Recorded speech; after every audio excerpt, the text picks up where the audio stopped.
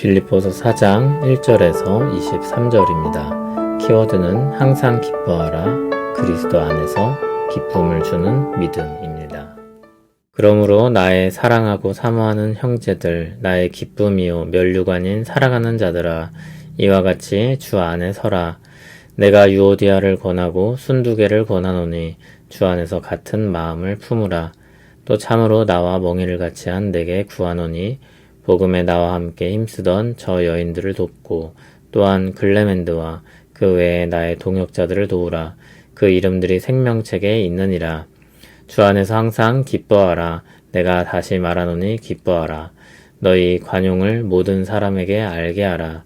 주께서 가까우시니라. 아무것도 염려하지 말고 다만 모든 일에 기도와 간구로 너희 구할 것을 감사함으로 하나님께 아뢰라.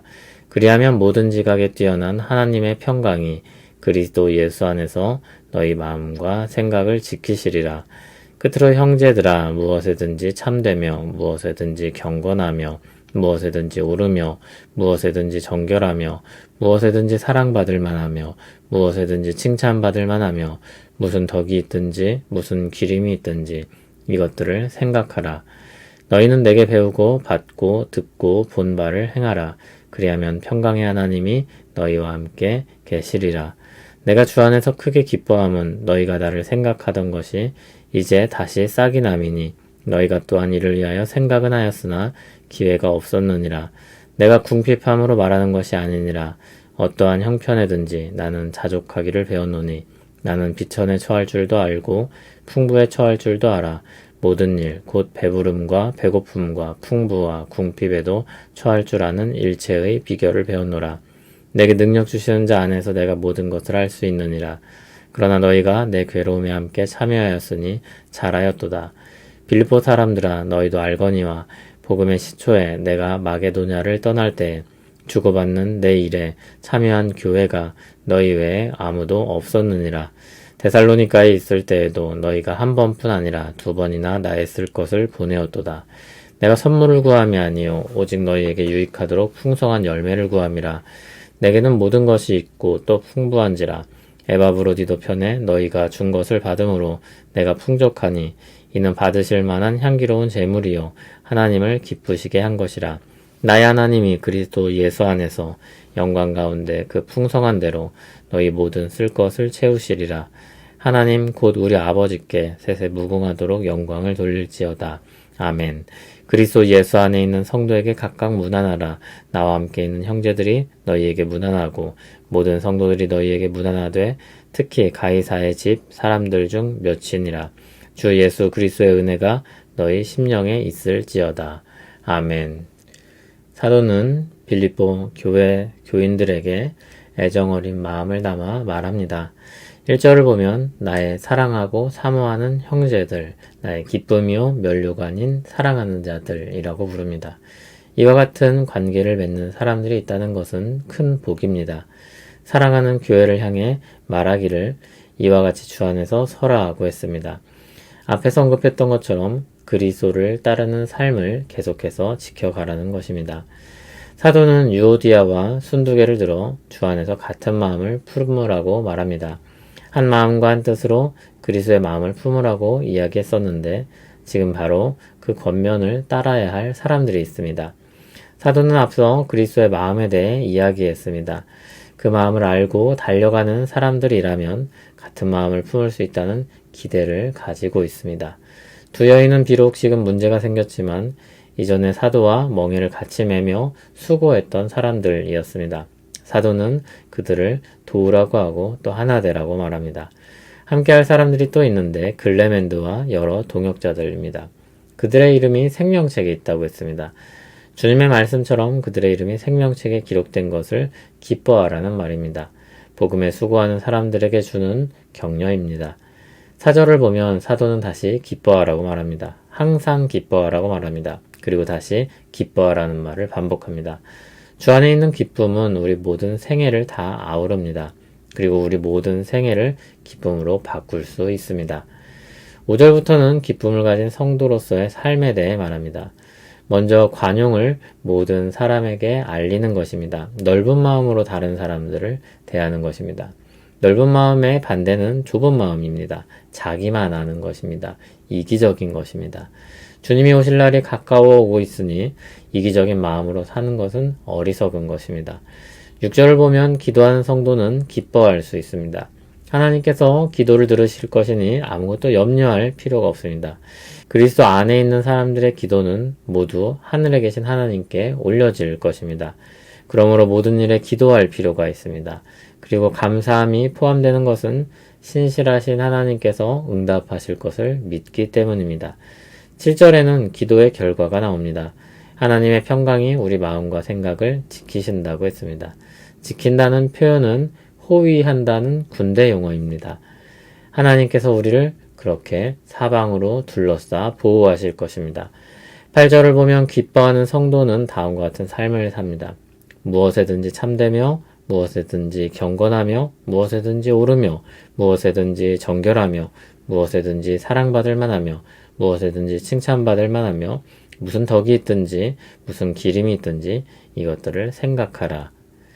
무엇하든지 거짓이 되지 않도록 무엇하든지 신자임을 잊지 않도록 무엇하든지 바르게 무엇하든지 깨끗하게 무엇하든지 사랑할 만하도록 무엇하든지 칭찬할 만하도록 무엇하든지 덕이 되도록 무엇하든지 존경받을 수 있도록 하는 것입니다. 항상 마음에 이와 같은 생각을 품고 사는 것입니다. 구절을 보면 이와 같은 것들은 사도를 통해 이미 배우고 받고 듣고 본 것입니다.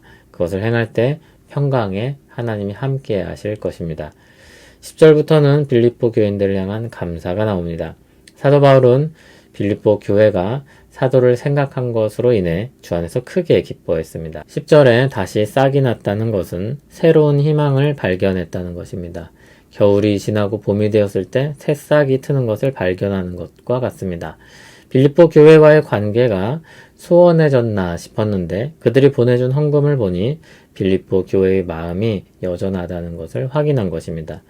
물론 사도는 자족하는 법을 배워서 가난할 때는 가난하게, 부할 때는 부하게 살 수 있었습니다. 13절에 내게 능력 주시는 자 안에서 내가 모든 것을 할 수 있다는 말은 자족하는 능력을 가리킵니다.